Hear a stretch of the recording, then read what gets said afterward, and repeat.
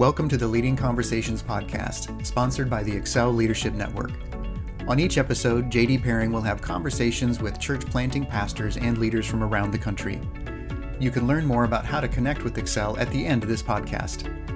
Let's join JD now and listen in on this leading conversation.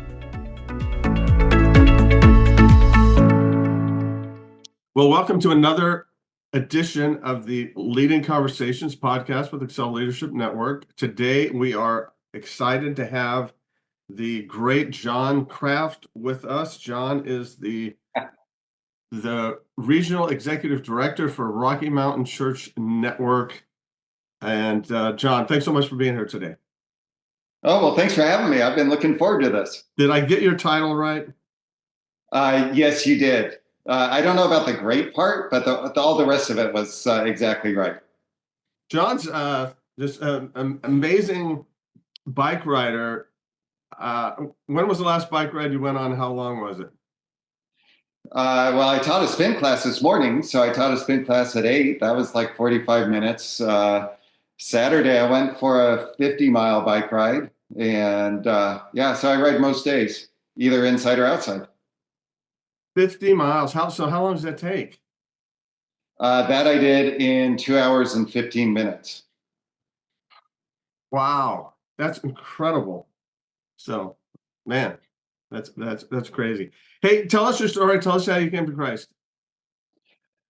Yeah, so I grew up going to church, but it was a wildly not gospel preaching church. Very theologically liberal, really did not teach the gospel at all. And so, but we were super committed to it. We were there every week. I sang in a choir. I was president of our youth group when I was in junior high. So really committed to it, but knew really nothing about the gospel. So then my family, we actually moved to Egypt for a short time. My dad got a job there. Wow. And so we lived in Egypt for a little under a year. And then we came back to the States and we're trying to figure out where we were going to repatriate, which is kind of a tough process to go through. And in that time, we ended up hanging out in Flagstaff, Arizona, which is where my mom's family was. My grandma, my aunt and uncle. On my mom's side. And my uncle was the director of the Sunshine Rescue Mission in Flagstaff. Wow. So he's a Western grad. They have gospel chapels every night. And as an 8th grade kid, it was an awesome place for me because I could walk into the walk-in fridge and eat whatever I wanted. I mean, it was awesome. So I just hung out there during the day and went on food runs and helped out at the mission. And then a group went camping and they invited me to go. And so we were there in the woods outside of Flagstaff, and we're having Bible studies, which I was used to because I was a church kid. I had favorite verses and scripture memorized. And so we're doing Bible studies. And on the second night we were there, this family camped near us, like a campsite right next to us. And they had a little boy who wanted to come to our campfire.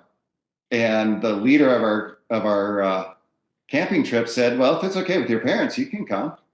And inexplicably, those parents, they must be like the worst parents in the world. Because we're in the middle of the forest. They have no idea who we are. Their little 7-year-old boy came over to our campfire. But since he was there, the guy who was giving the devotion that night laid out the gospel. And he's communicating it to this little boy because he thought I was a Christian. Because, I grew up going to church. My uncle was his boss at the rescue mission. And so he's talking to this boy about the gospel, but I was the one who was listening and thought about it that night, all the next day. And then prayed to receive Christ. And it was interesting, right after that, I went to the mission just like normal and told people I had prayed to receive Christ, and everyone was super excited and giving me hugs. And then I went back to my grandma's house and told my mom, and my mom said, Well, that's nice, but I don't think you really have to do that because I don't think God would ever send anyone to hell, and because that's what our church taught. Mm.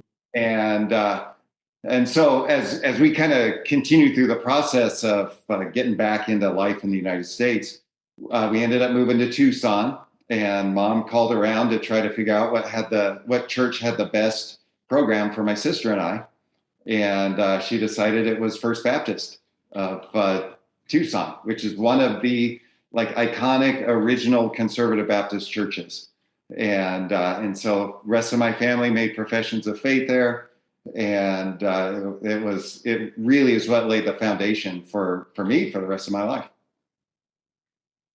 That's amazing. What did your uncle think when you told him that you had come to Christ? He had just assumed you had already done that, or? Oh yeah, because he knew that we were super involved in church, and he didn't know of our church. It was kind of not super well known, but it was a fairly well known church in Phoenix. It was one of the churches that if you're in politics and you wanted to be seen going to church, but didn't want any requirements put on you, that's where you would go. That's where you go. And so he knew we were involved in church. He was surprised, but he was super excited. And he still talks about how, we came to faith, and he had led the guy who led our camping trip to faith. And then George led me to faith. And it's a cool journey. Well, that's a great story. How did the call to ministry happen then? So call to ministry happened. I was trying to figure out what I was going to do with my life as a teen, and decided that God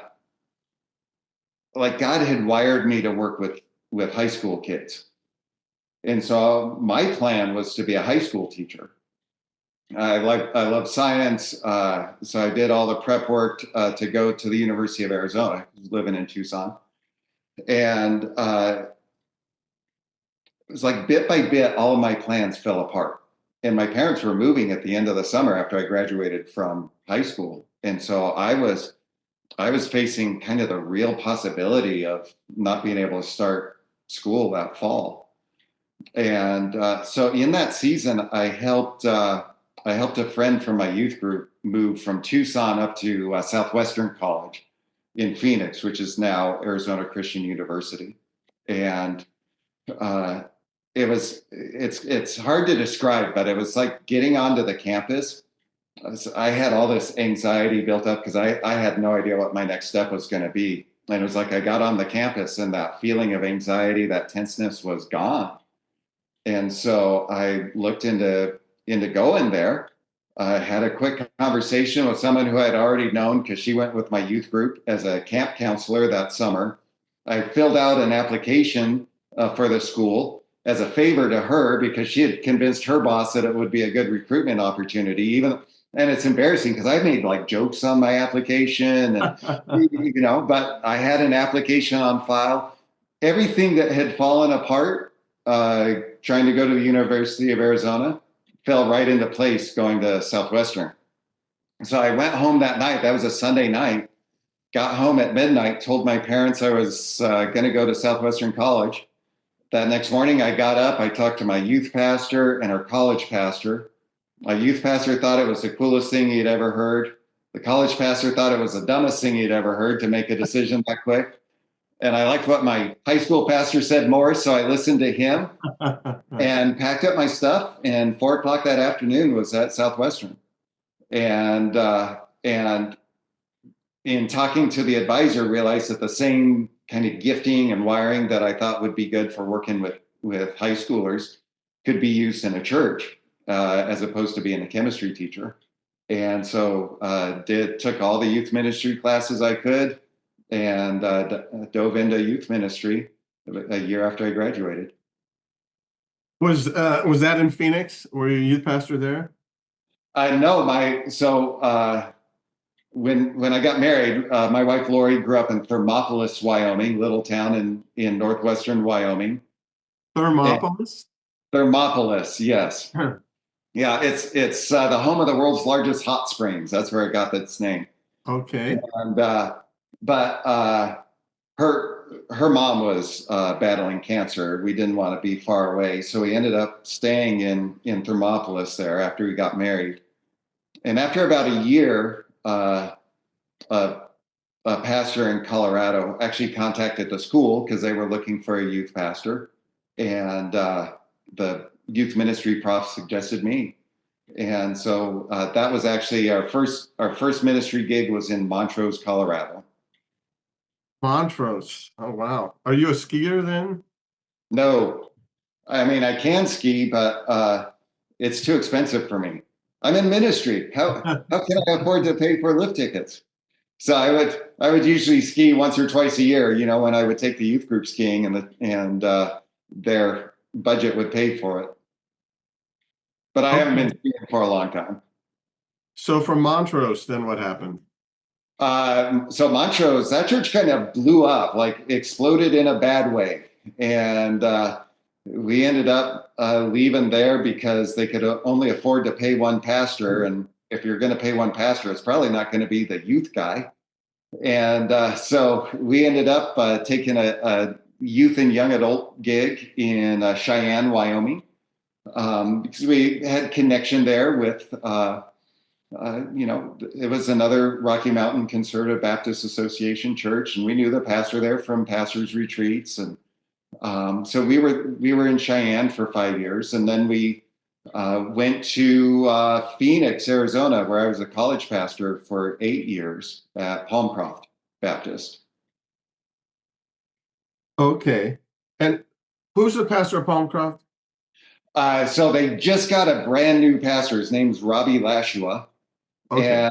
And that was a very cool thing. So I got to go for Robbie's installation because Robbie was in our college ministry, and I mentored him and did ministry together with him, and he interned with me, and so it was a huge blessing to go and just talk about Robbie and how excited we were for this step in their journey. Oh, that's wonderful. Yeah. And then you stepped into a lead role there in Wyoming? Yeah, so then we went to Sheridan, Wyoming. We actually went there as a transitional pastor. And, the plan was to be there for 18 months, help them to get ready for the next senior pastor. And then turned out that the next senior pastor was us. And so we stayed there for 8 years, and really a fabulous time of ministry. Yeah, I heard it went really well there. Oh, well, good. Yeah, it did. It was an exciting time. God did a lot of really, really cool things there. Had a whole family come to faith, and to be able to baptize a whole family at once was just amazing. And but we were there, and it kind of felt like we never got over the fact that it was a temporary job, even though we were there for 8 years. And so we ended up going from there to Redding, California. Then I pastored Redding Christian Fellowship there for 5 years, led through COVID, through some really tough times, a big wildfire that destroyed 1,100 homes in our town. Good ministry. It was a trying season of ministry. And then I got the call to see if we'd be interested in taking this position. Well, let me ask, I got to ask about Redding. What's it like being a pastor in Redding when you're not at Bethel? Well, first of all, everyone always asks you that question. And, obviously we operated in a couple of different lanes. We were not in the same, we were not trying to be Bethel Light or, Bethel 2.0. It was an interesting season of ministry to be there. Yeah, for sure. Yeah, tell us something good about Bethel. So the thing that you need to know about Bethel, and I'm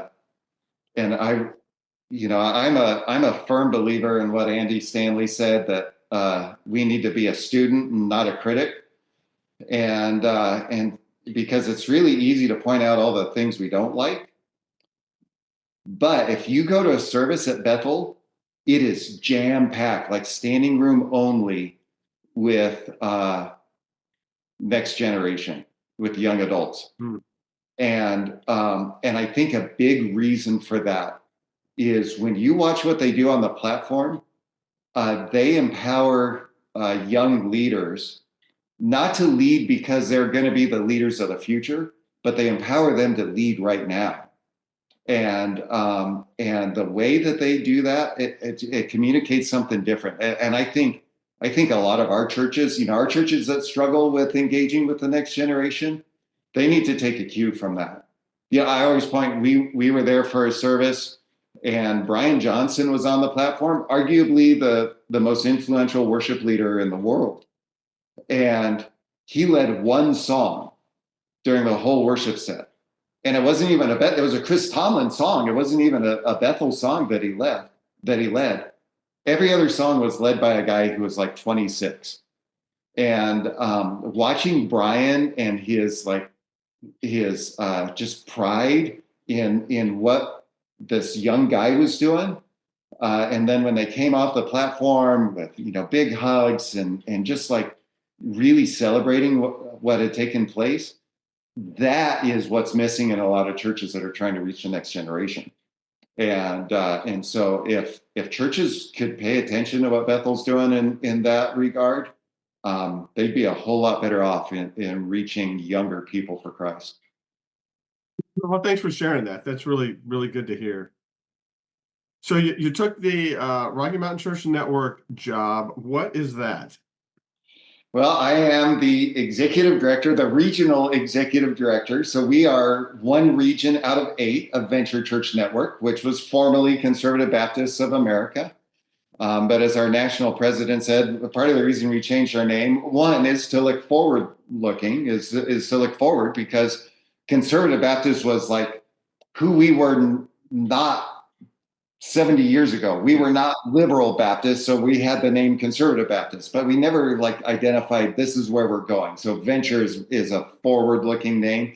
And then secondly, the conversation always turned to, well, no, not that type of Baptist. Well, no, not that type of conservative, because just simply put, the word conservative now, in the 40s when we were formed, people understood that even outside the church to mean theologically conservative. But now, if you hear the word conservative, you run immediately to politics. And so we are one region of 8 of Venture Church Network. We encompass Colorado, Wyoming, Montana, and Utah. We have a couple of churches that are right across the border in a couple other states, and one in Kansas, one in Nebraska. And my role is to help churches take bold next steps by strengthening and starting churches. And we strengthen churches by caring for pastors, by connecting congregations, and coaching and consulting. And then starting churches, we have a vision to plant 7 churches by 2030. And by the grace of God and the power of the Holy Spirit and the strength that I don't have, I'm hoping that we'll have 2 at least underway this year. So we're moving forward with some good things there. It looks like that's happening. Good. How's the role been for you? It's completely different than pastoring and youth pastor. How is the role?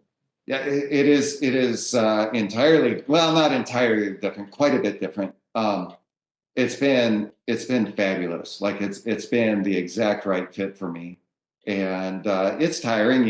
We travel. We're in a different church most weeks out of the month. We try to schedule one Sunday a month to be here at our home church, because if we don't schedule it in, it gets filled up. So yesterday I was in Douglas, Wyoming, which is it's only 2.5 hours from our house. That's a close commute for church for us. The weekend before, we did a leadership retreat. And that was in Basin, Wyoming, which is a super cool place. The church there is, man, God's doing very cool things in the Bighorn Basin. But this is 7.5 hour drive home. So it gets tiring driving, but to be able to come alongside, encourage pastors, and to work with leadership groups and help them see that there's something better for them than they're experiencing right now has been really energizing. And how many miles a year are you putting on your car? Oh, we're 35,000 a year. Oh, that's not bad. Yeah, it's not too bad. But I've also started flying a little bit more, because we have churches in the Salt Lake area. And I think, especially in the winter, it's better to drive or better to fly over there or up to Cody, Wyoming. Yeah. Or like next 2 weekends from now, I'll be in outside of Bozeman, Wyoming. That's like a 15-hour drive from my house. And so I'm going to fly on that one. Give us what's one exciting story of what's happening in the churches. Oh, so for me, that's easy. And it is I don't think the word revival is too strong to use for the Bighorn Basin. So that's kind of northwestern Wyoming, Cody towards us. And small towns, rural. So Basin, where we were, Basin itself is like 1,200 people. Grable, which is right next to it, is about 1,600 people. So in the greater metro area, you have like 2,800 people.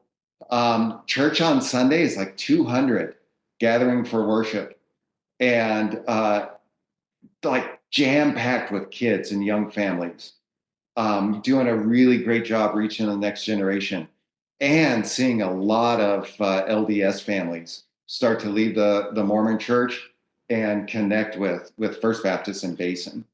Powell, Wyoming, which is like an hour and a half north of there.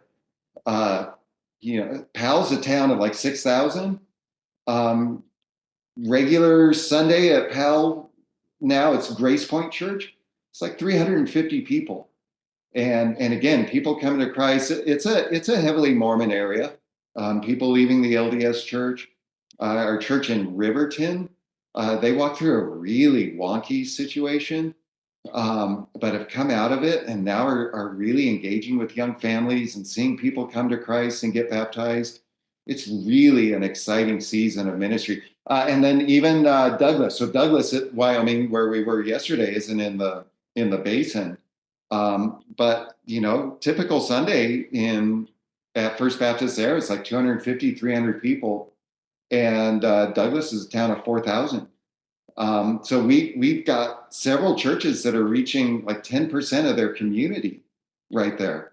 And God's really using them to transform lives and eternities. It's a very cool season for our Wyoming churches. Lots of other things going on in our other churches. Our Salt Lake churches are seeing growth, seeing people leave the LDS church. Our Denver area churches, some of them are really thriving and starting to grow and reach new people. So there's some really great things taking place. Oh, good. Hey, give us a leadership tip. Been in ministry for a while, so what's your tip for leaders? Well, there's two that kind of go together, and one of those is to remember that ministry takes effort. There was a quote. It was a preface, like the intro to a chapter in Oswald Sanders' Spiritual Leadership. Really iconic, great, classic leadership book. And I keep looking for it, and I can't pin down this quote. But someone said the world is run by tired men. And there is a sense in which we need to realize that ministry takes effort, and there are times where we will be tired because we've taken that we've expended that energy to do ministry. But on the flip side of that is to remember that whether it's on a calendar year or on a week-to-week basis, we have rhythms. And we really need to understand that rhythm and understand that while there are times where we're pushing, there are times where we need to take a step back. And so Lori and I, one thing that we did, for my entire ministry journey, I took Mondays off. And it was this nice rhythm because you kind of work and hit the big thing of the week, which was Sunday morning, and then you could decompress on Monday and then kind of start it over again. Well, then we went to Reading and I had Friday off. And the problem was I didn't have that. It was like this crescendo to Sunday, and then it just started right up, right away. So much so that when I first got there, staff meeting was at 9 o'clock on Monday morning. And I changed that. I was like, guys, I need like a moment to catch my breath at least. And so we changed that. One thing Lori and I did was we created a date night on Thursday night. And it was like a marker, like this is the end of the work week. Now, I know I still had things that needed to get done and get set for Sunday, but there was something really important about that rhythm of saying, here's the end of the work week. I'm going to take tomorrow off, and then we'll start ramping some things up on Saturday and to do that. So, I think understanding the balance of the energy that it takes to do ministry and then having a healthy rhythm in expending that energy, I think just will add to longevity in leadership. I think that's a really good word. Can I ask? So now that you're in a different type, it's not like a regular week to week. What is your rhythm of a day off now? So this gets a little trickier because it is much more scattered. Because I don't have a staff. It's it's just me in the office, and so I've actually been working with my board about that to try to get that figured out a little bit better. I do have leeway to take a day off. I'll take this week. I'll probably take like a couple of half days off just because of the way my schedule's laid out because we were gone all weekend. But we still have our date night on Thursday night, and we do that just to create that kind of marker to say, here's the end of something. Now we can start getting ready for the weekend, and but it has been a little trickier because it is a little more fluid than being in a church staff and having that regular rhythm that happens week in and week out. I completely agree with you on that aspect. Moving into the secondary or second level or whatever you want to call it, not quite front lines ministry, getting a day off when you're traveling a lot, it's hard. So this year I tried something. I started in the fall. I'm scheduling 2 days off every week to get one. Yeah. And my wife's like, well, who's the culprit that keeps infringing on your day off? I said, it's this guy named JD. He just keeps messing it up. But that's been really helpful. And I'm working with a coach in a coaching cohort on that sort of stuff. And even working to the point where, okay, if you've got to do something on your day off, you can put a boundary on that, okay, I'm going to work 4 hours or 6 hours or whatever. So it's not like, okay, here's another failure. But I really appreciate the whole rhythm thing because, yes, ministry is tiring. It's just constant, but having those rhythms. So that's great. Well, John, I just want to say I really appreciate working with you. You are an energetic leader. You've got this really good vision for what you want to see happen in Rocky Mountain area. Good stuff happening. It's been exciting for me to jump back into Rocky Mountains. We loved our time in Denver and Colorado Springs. Well, I would say I liked it. My wife just loved it so much. But I'm glad to be in Northern California where the weather's a little bit more stable. But yes, it is. But hey, thanks for being on with us. Thanks for sharing your story, and thanks for what you're doing. Keep up the good work. Well, thank you, JD, and it is super good to have you join us, and just looking forward to seeing what God does through our partnership. Thanks for joining the Leading Conversations podcast. We hope that you found it both helpful and encouraging. At Excel Leadership Network, our focus is on the church planter rather than the church. If you'd like to find out more about us, visit our webpage at excelnetwork.org. Don't forget to subscribe to this podcast so you don't miss any future episodes. See you next time with another leading conversation.